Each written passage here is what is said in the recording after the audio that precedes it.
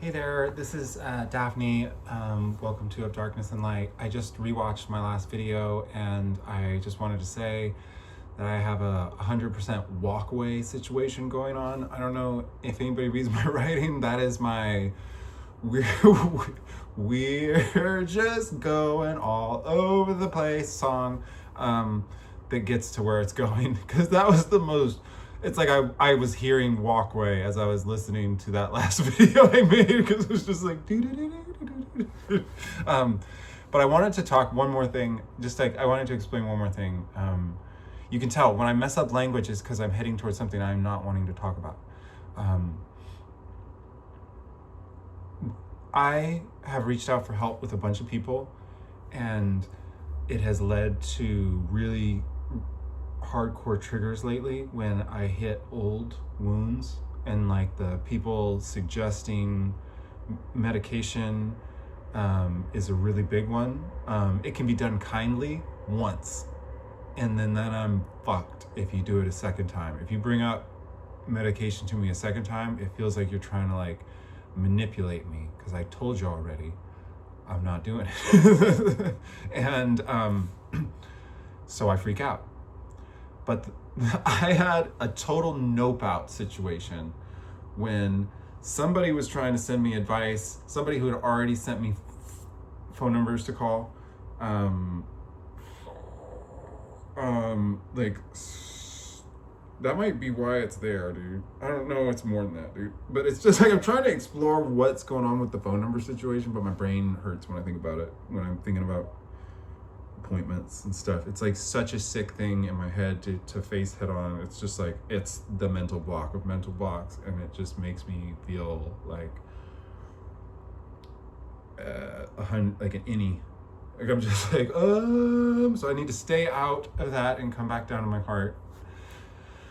But we're talking about the dysfunction. Since I'm in it already, I might as well just get this one out. This person mentioned making lists. They're like, making lists is really helpful for getting started. I want to show you something, guys. I want to show you something, everybody.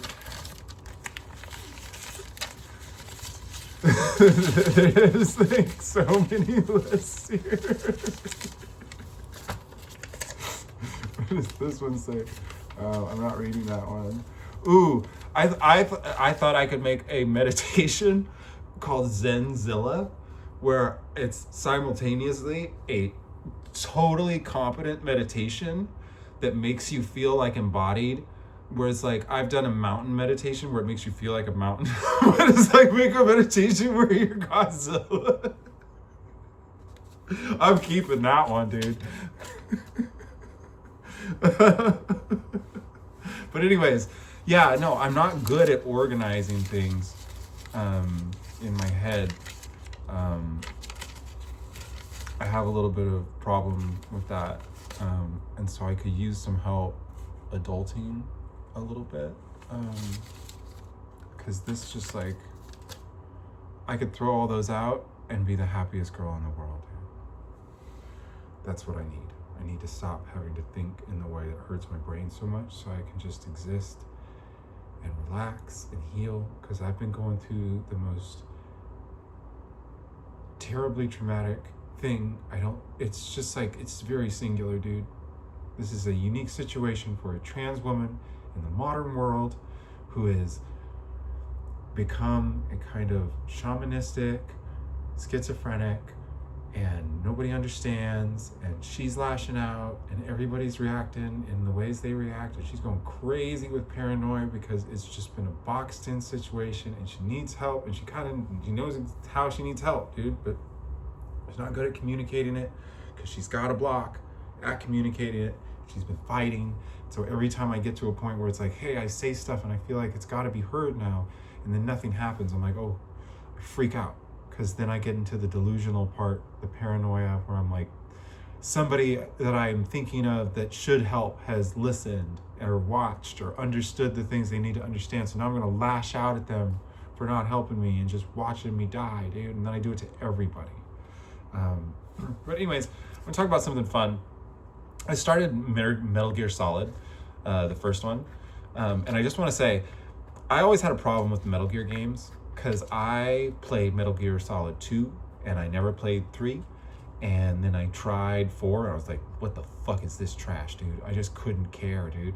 And then I tried the one that's all open world and you just like parachuting people up, and I had a little bit of fun with that. But I was like, this is so stupid, dude. The opening to that one breaks my brain so hard because it's just like the most ridiculously stupid thing I've ever seen in my entire life. And I just have to say, I finally figured it out because I have on my PlayStation 3, I have the Metal Gear Solid collection. And I was like, okay, I'm going to actually go back to the first one. I'm not going to play 3 first because it's chronological. I'm going to start with the first one, see what the fuck I missed, because I never had a PlayStation 1, dude. Not having a PlayStation 1 makes you a cultural retard, dude, with the rest of the people in your peerage, as somebody that's my age. It's like, dude, if you don't play Metal Gear Solid 1, you don't understand any of them. It's like, what you need is to watch the first opening intro and sit there and be like, it's taking this so seriously, and this is the dumbest text I've ever read in my entire life, and everybody's named like a complete idiot, and how could anybody take this seriously, and this is so stupid and bad. And then you walk out to a beach for a tutorial, and this guy's like, hey, you want to practice fighting? And you just start body slamming him over and over again. And it's the most like obscenely, overtly like retarded thing ever. And then the way that the drill instructor's screaming is like, hey! It's just like, he's just like telling you all the dumbest stuff in the world. And it's so meta and line breaky. And it just brings you out of this immediate start-stop where Metal Gear starts and allows you for about a minute and a half to think it's the stupidest thing in the world. And then it teaches you that it's being really smart as it's being really stupid. And then people like me miss the first one and talk to people over and over and over again about how Metal Gear didn't make any sense and it was the stupidest story ever, and I didn't understand why people liked it, and they just smiled at me. They just smiled at me like I was an idiot, and then they treated me like a little kid, and they never told me, because these are these scumbags, dude, who have their own non-schizophrenic executive dysfunction of telling who they think is a dipshit the truth about something that they love when it's a tricky, funny truth. And that is that everybody knows it's stupid, dude. It's the point. And it's like, you're being mean to people, dudes. So if you're punishing people in that way, you have to understand they've missed something you have in your grasp. Don't be mean. They're not any more dumb than you.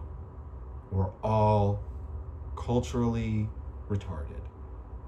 And Metal Gear is the best game in the world to play that, because you're like, people probably didn't understand that and like this anyway.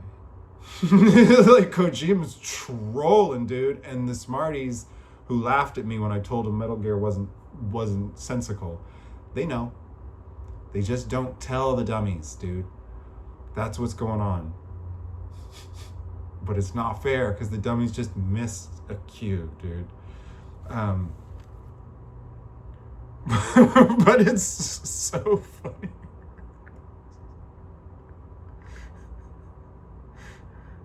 Yeah, dude.